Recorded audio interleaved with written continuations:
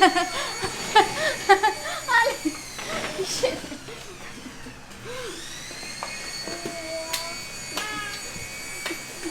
Marquitos! What are you doing, baby? Tabay! Ay!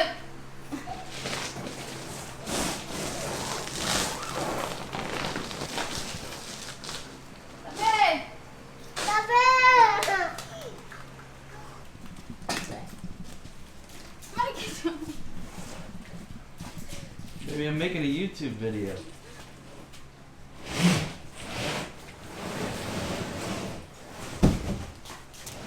Shit!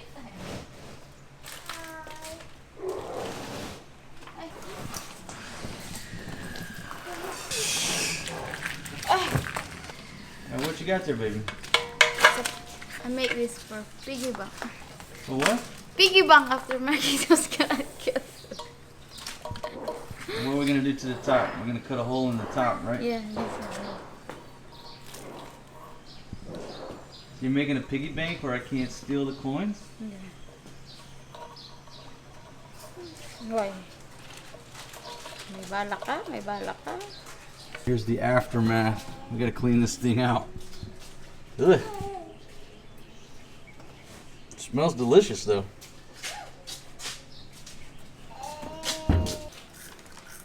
Excuse mama.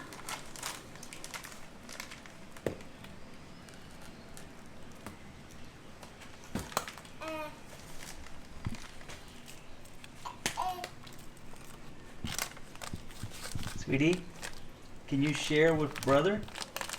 What? Just share one with brother. That's the end? Voila? Did you share? What? Alright folks, hey, good morning. How's everybody doing? I want to welcome you to today's video. It's just going to be a talking head video. So if you're looking for action and on the go, running and gunning, the scenery ain't going to change on this one. This is what they call a talking head video, right? So what I'm going to discuss today, because I get asked this very often, is why do you live in Angeles City? Or, why do you live in Barrio Barretto? There's so many beautiful places in the Philippines. Why don't you live in Palawan? Why don't you live in El Nido? Why don't you live on some beautiful tropical island somewhere? Why are you living in Angeles City? It looks like a shithole from all your walking tours. The same with Barrio Barretto. And it's a valid question. It is a valid question because if you've traveled to the Philippines for a week or two on vacation, you've been to some of these very beautiful sites and these islands and pristine beaches, you're probably sitting there dreaming about living on that beach and being on that beach every day. So it's a question in your mind: why do people live in Angeles? Why do people live in Manila when there are all these beautiful places to live? And I still get that question asked a lot. I think I've addressed it lots of various ways in the past 1,000 videos. But since it's still a question I get asked, let's just discuss it. Why am I right now living in Angeles City and not in Palawan, for example? It's a lot of reasons, but it probably won't make sense to you unless you've lived over here for 6 months or a year, or a place like this for 6 months to a year, or lived on an island. Then you start to really understand the dynamic. Okay, so let me just go down the line. I made some notes here. Just try to stay on track because there's no way I can make a long story short. When I tell a story, it just has to be start to finish, everything in between. It's hard for me to abbreviate it. So let's just discuss informally some of the reasons why we live in places like this. All right, number one, let's say in Angeles City, Subic, Barretto over there, stability of the electrical grid. Okay, stability of basic infrastructure. And I guess that's, if you want to just put it in one word, it's about infrastructure. It's not all about infrastructure, but infrastructure is a big thing. And you take it down to basic things such as electricity. Here in Angeles City, knock on wood, since I've been over here this time, the electricity hasn't gone out, not one time. It's a very stable power grid over here. When I lived over in Barrio Barretto, when I lived on the Subic side of the mighty Mata N River, We have brownouts, at least once or twice a week, not very long. But then when I moved on to the along post side of the river, the power hardly ever went out because it's on a different grid. Now let's contrast that with living down in my wife's village. She lives in a small village on the northern tip of Cebu. Every day there's a brownout.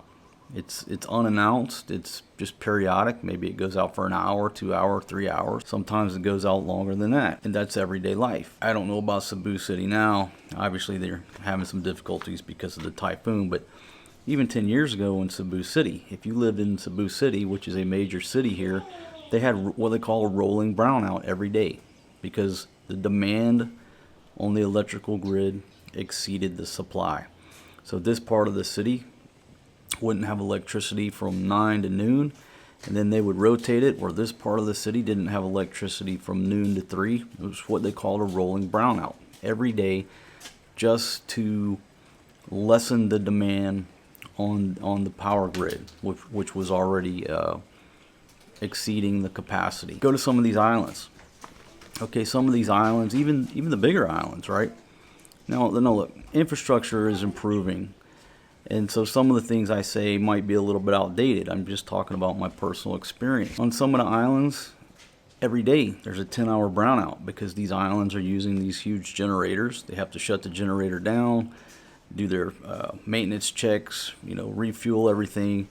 And so every day living on an island, you may not have electricity, but for say 16 hours a day. When you live in a place like Angeles City, Metro Manila, in along Apo, Subic Bay area, you have a stable supply of electricity. Now, let me start and caveat this infrastructure debate by saying that if you're the type of guy, if you're 70 years old and you got a $5,000 a month pension coming in, and you don't care about getting online, you don't need to get online, you're fine with the power going out and just sitting there and enjoying the scenery, whatever. And the infrastructure debate is not going to be as important to you as it is to other people who need to be connected. And so you have to decide where you lie within that debate. Do you need to be connected 24/7, or are you a person who you just need to go check your bank account once a month and hit the ATM machine? If I were in that demographic to where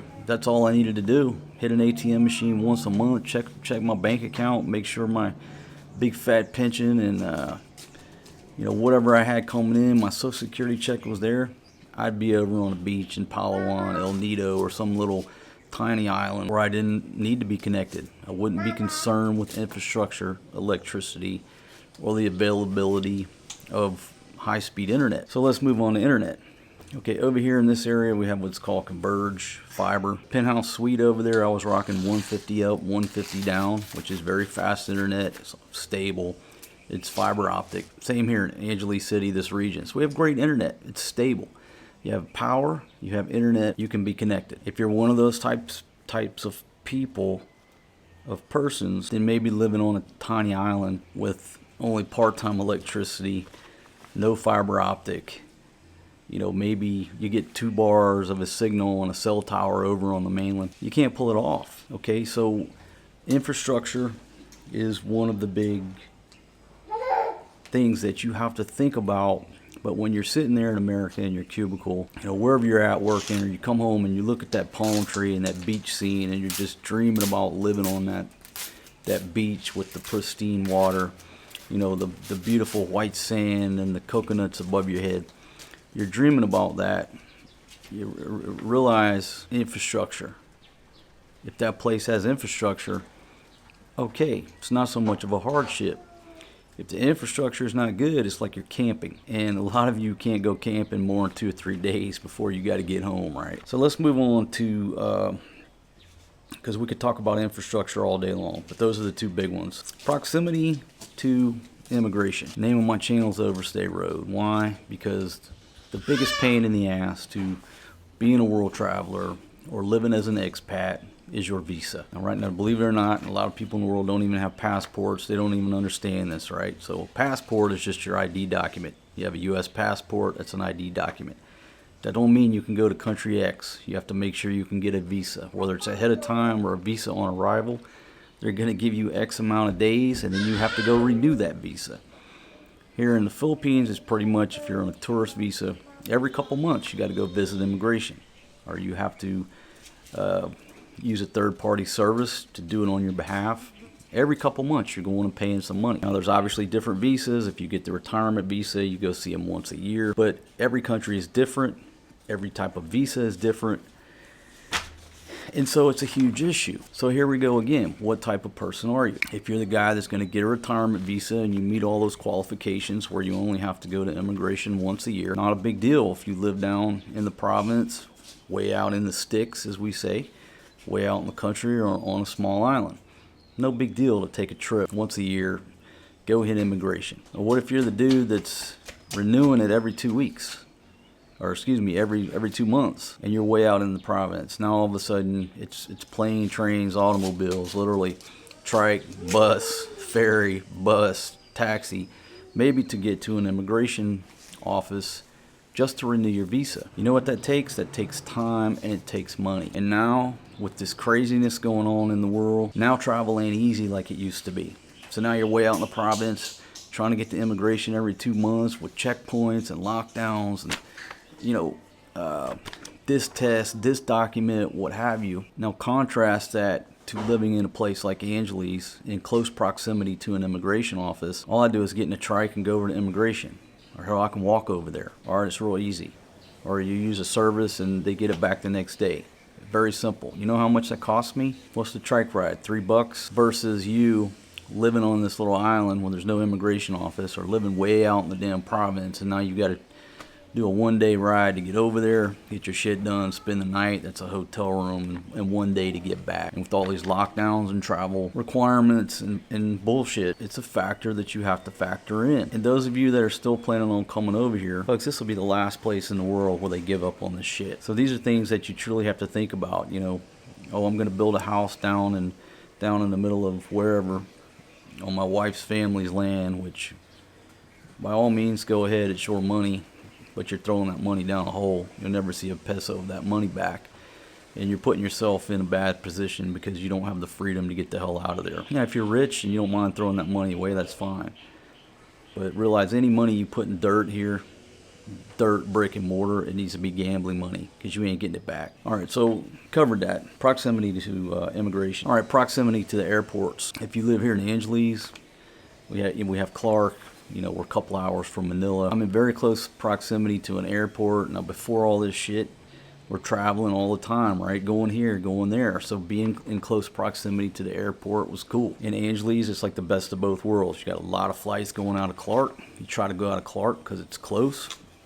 And if not, okay, boom, you got buses running down to Manila for just a few bucks. I mean, they're back running now. Take a bus down to the airport in Manila and you're on a flight. Okay, again, you need to take a flight somewhere and you're out in the sticks.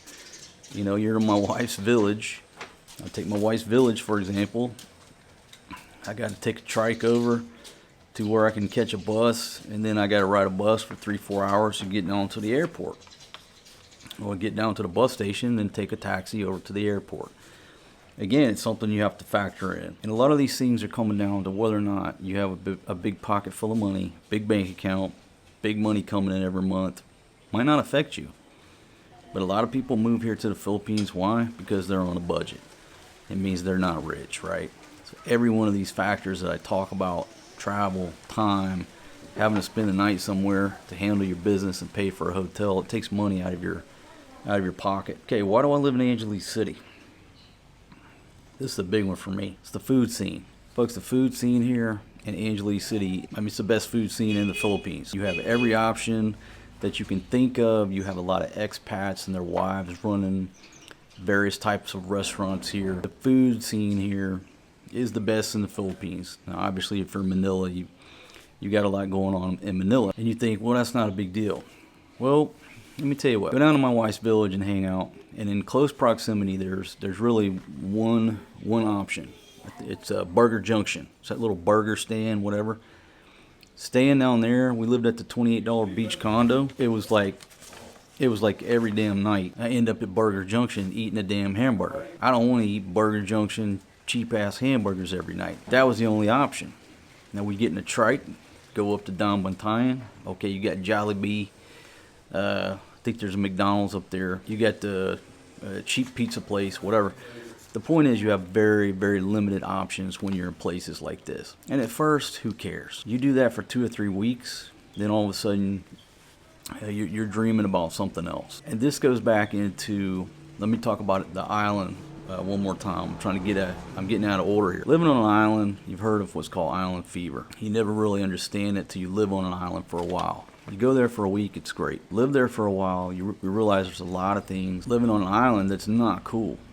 An island is basically a very small town. So imagine going and living in a small town in the backwoods of Alabama or wherever, where everybody knows everybody's business. Well, it's the same way on an island, especially when there's a handful of expats. They know everything you do.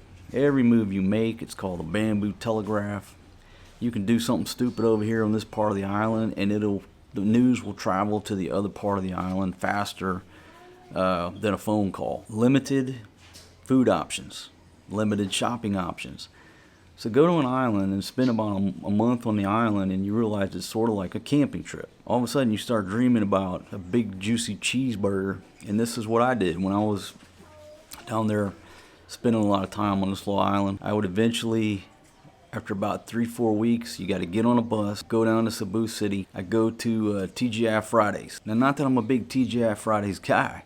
I actually like Chili's better than TGI Fridays. I go to TGI Fridays, I get me a bottomless mojito, big old bacon cheeseburger, big plate of french fries, and just sit there and enjoy, you could say, civilization. Living on a small island is like camping.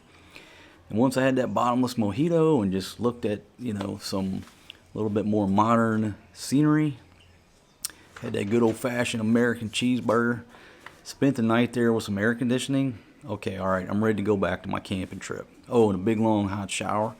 I'm ready to go back to my place up there. No hot water, daily brownouts, sketchy internet, and I was ready to go back. But after 3 or 4 weeks on your camping trip, you're ready to go. But what it took me a ferry ride, 3-hour bus ride, taxi ride over to Ayala Mall.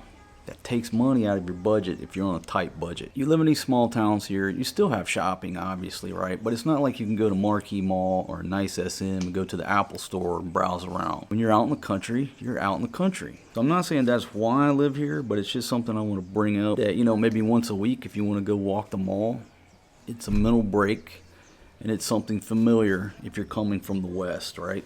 Walk in a big, nice, clean mall with air conditioning, go to the Apple store, some of these brand name stores, go to Chili's and get a burger. It's that mental break taking you back to something that's familiar to you. Fatima's Village, ain't no Apple store, ain't no Chili's. What if you have kids? And I was talking to my buddy about this yesterday. Access to quality international schools. So you come here, you have kids, or your wife has kids, you want to send them to a great school. You need to look at where these international schools are. Here in Angeles, Manila, places like that, you have access to those types of schools. And they're very affordable here compared to, putting your kids in private schools back in the West, especially my older friends out there. You're obviously concerned with health care, right? And so again, it's proximity and access to quality hospitals. You live on some little island, they don't have a real hospital. They have what I call the equivalent of like a first aid station. And so how long is it going to take you if you start having a heart attack or you start having a stroke to get to quality medical help? Not to get too deep in the story, but my buddy was having a heart attack on an island, had to wait for the ferry. While waiting for the ferry, which didn't start running until 6 o'clock the next morning, died in the back of an ambulance waiting on the ferry. It's about time. When you're having a heart attack and your heart is getting cut off from the blood flow due to an obstruction, it's about time. So imagine you're sitting here in Angeles City, start having a heart attack. There's hospitals here within 5 minutes of where I'm sitting. I have access to that. Now, the EMS system is nothing that you're familiar with back in the West, all right? I'll concede to that. You have to take that in consideration. Now, if you look at life the same way I do, I'm just going to live until I die, that's not a factor for me. I'm not living here for myself because I want to live next to a hospital. That has no bearing on why I'm here. But I know a lot of you it does. I get a lot of these questions about the hospitals, about the healthcare, about the VA. So it is a concern. So you want to live a ferry ride, a trike ride, a taxi ride, a bus ride away from a quality hospital if you're having a heart attack, you're not going to make it. You have to understand that. Live here, you're 5-10 minutes away from medical care? What about if you're living way out in the province in your wife's village? Daily conversation at first is not a concern to you, but then you realize that the context of the conversation that you have is just totally alien to what you're used to, is familiar to you. So go live in your wife's village, say you're the only foreign guy there. What type of conversation are you gonna have on a daily basis? Now everybody thinks people in the Philippines, they all speak English, which is supposed to be true, but it's not. In my wife's village, they speak Bisaya. They pretty much understand most of my English, but nobody really speaks English. They either just don't have the language capability or they're too shy to speak it. So when I go to the village, the conversation is very basic. It's about food. It's about Red Horse. That's okay when you're visiting. I love to go there and visit. But what if I'm trying to live there every day and I don't have any other expat friends that live anywhere where I can see them every day?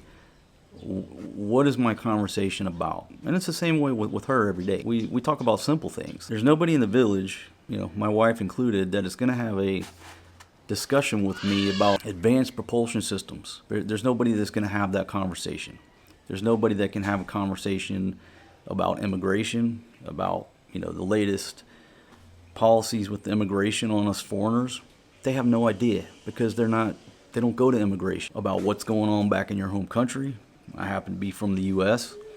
There's nobody in the village to discuss politics with. Now that's a good thing and it's a bad thing because you take away that stress from the West.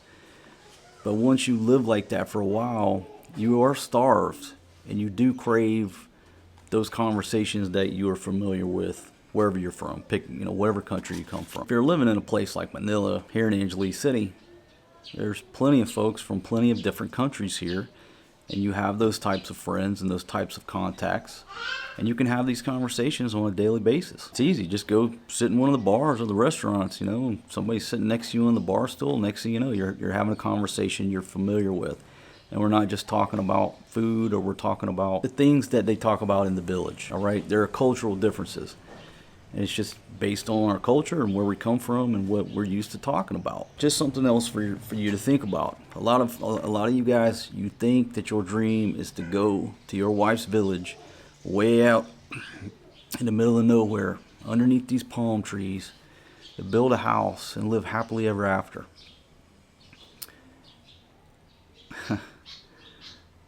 3 weeks. 3 weeks and you'll be trying to figure out how to get up to Angeles City. Get some Mexican food over at Tequila Reef, a cold margarita, and talk about the next election in your home country. Just because you move here or retire, move out of your home country, you don't change. Anywhere you live, the scenery at some point gets old, right? It becomes the same. So you're sitting there on this beautiful island. After 3-4 weeks, you're looking at the same blue water, the same white sand, the same palm trees. Does it get old? Do you get tired of that? When I lived down in South Florida, every day I was at the beach.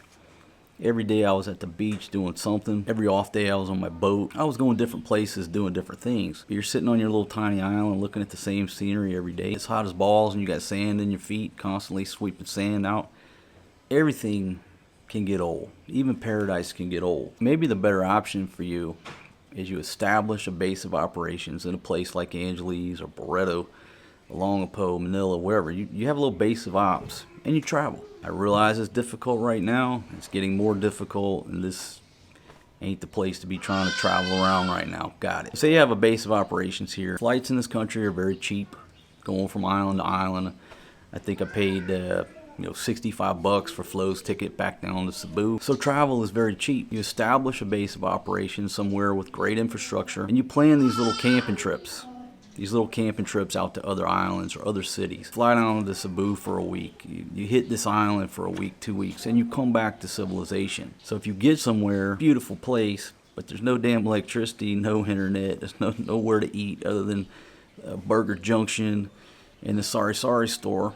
It's a great experience, but you got a home to come home to, a base of ops to come home to with electricity, hot water, internet. Another reason why I live in Angeles City. Folks, a number of housing options here.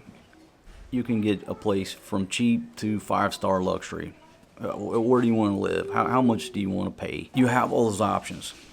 Same way as Pattaya, Thailand. So many different houses to rent, condos, hotels, monthly rentals. You have so many options here. And again, going out to the country, you don't have that range of options. Yeah, it's going to be cheaper, but you're not going to have the amenities that you may be looking for. So it's pretty simple. Housing options. I already talked about the food, right? I mean, the food here is the big thing. You just have all food options that you can ask for. I don't think if I was in my old lady's village, I mean, maybe now they can. Maybe now if I get on Grab, I can order a pizza. I think maybe so. But I'm probably not going to get a cheeseburger from Chili's or, some great Mexican food. It's not in range. I already talked about the village. I love to visit the village. I love that village life. But it's like camping. And also ask yourself, do you really want to move to your wife's village and spend 24/7 around her family when there's one of you and there's 85 of her family? No, you don't. You might think that you do because you have this dream, this perception of how your everyday life is going to be, because her family are such wonderful people.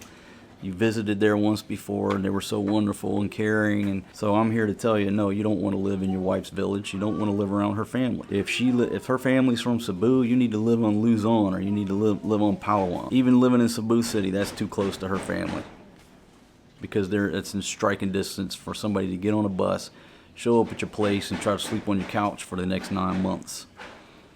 But hey, it's your dream. Live your dream, hike your hike. I just bring up food for thought for people who are new to this game. Selection of beer. I can get pretty much any beer I want here in Angeles City. Down in my old lady's village down there, maybe now there's some stores, but before, if I wanted a Heineken, I had to go all the way up to Damantayan to the 7-Eleven. All the local stores, what do they carry? Red Horse, San Mig Light, SMB, and the other cheap one, whatever it is, that Eagle brand, whatever the hell it is. But they're not carrying any imported beer. Got to take a little trip just to get a damn Heineken. Hey, here in Angeles City, I can get it whatever you want. The availability of beer. I mean, it's a serious stuff going on here. What you want to do when you retire is to make sure that you live your lifestyle, what you envision your retirement to be, because you've worked your ass off. It's the end of your life cycle. You want to live your lifestyle. You don't want to move to the province, to your wife's village, and then have to adapt to their lifestyle. You're too old for that.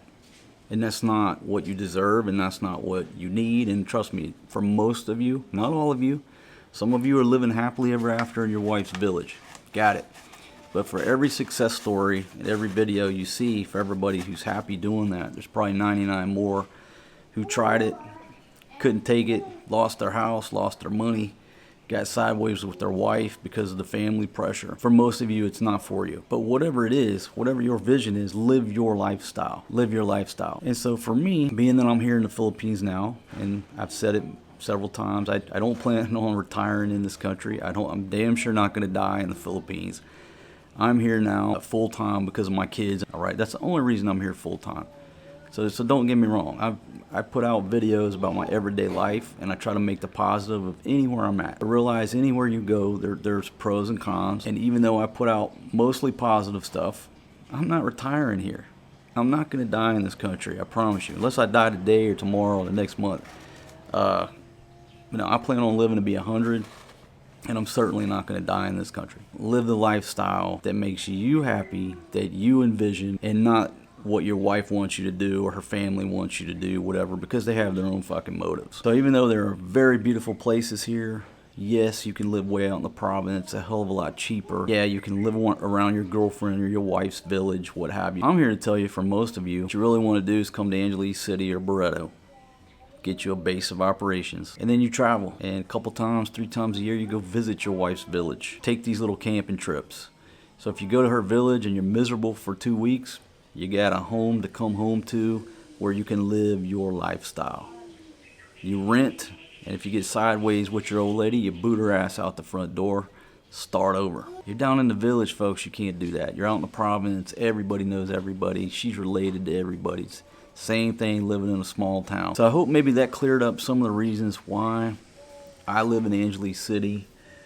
I know you see the streets, it's dirty, it's filth, there's people begging for money. That's the majority of the Philippines. If you don't like it and you can't deal with that, you don't need to come here. But there are a lot of positive things about living in Angeles City that I've just stated, and that's why I'm here. Please leave your thoughts and comments down below for others to learn, because basically if we don't, like I've always said, if we don't air our dirty laundry, us older guys, the younger guys just go down the same path, step in the same holes, make the same mistakes. And if we can just put our experiences out there, not telling anybody what to do. I never tell anybody what to do. All I do, I want to invoke thought.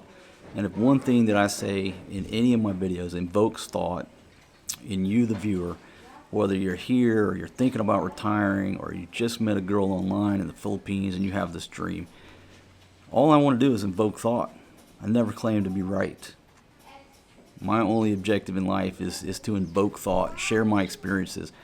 And if it saves you some money or some headache, heartache, a lot of trouble or time, then I'm comfortable with that. That's why one of the reasons I do this. A very important reason that I do this. Folks, if you're not a subscriber, right there, bottom right hand corner of your screen, if you'll hit that Overstay Road sign. And then something about a bell, click that bell so you're notified when I post new videos. Try to post videos every day, but don't always do it. Sometimes just get too carried away with living life, I guess, and drinking too much, hungover the next day. That's what I got to say about why I live in Angeles City. Oh, one more thing. Why did I move here from Barretto? Folks, I love Barretto, but I've been over there for 2 years. It was just time for another change of scenery. Had a great time over there. You know, Barretto's a smaller community than Angeles City. You still have plenty of amenities, great infrastructure. Got the beautiful scenery of Subic Bay. Now, is the water like the Bahamas? No, it's a damn bay. You know, most bays aren't going to be like the Bahamas, but it's beautiful over there, beautiful scenery, and you can live over there, be happy, and establish a base of ops. And the good thing is, you're in close proximity. You're still in close proximity to Clark Airport or Manila Airport. It's a little bit longer ride to get down to Manila from there. It takes a little bit longer, but still another good option. Folks, I'm going to conclude today's video. Thank you very much for listening. What's he supposed to say? Oh, yeah, I always forget to say, give the video a like. You know, that like button. Or you can hit the dislike, but I don't think it shows the number of dislikes anymore. I'll see you guys on the next one. Peace out, my friends.